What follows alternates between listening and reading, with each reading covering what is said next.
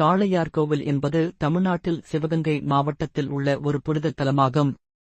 இங்கே உள்ள பிரசித்தி பெற்ற திருக்கோவில் காளையார்நாதர் கோவில் என்று அழைக்கப்படுகிறது.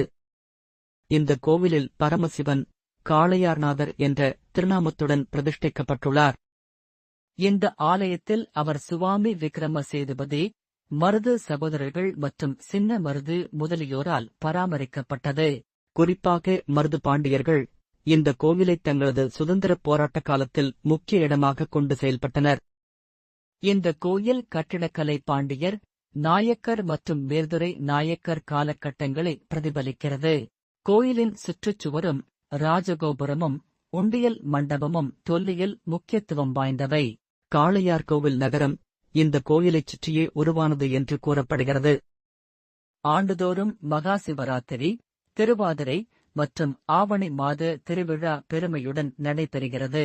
இது பக்தர்களுக்கான ஒரு முக்கிய திருத்தலம் மட்டுமல்லாமல் தமிழர்களின் கலாசார மற்றும் வரலாற்று பாரம்பரியத்தையும் பிரதிபலிக்கிறது.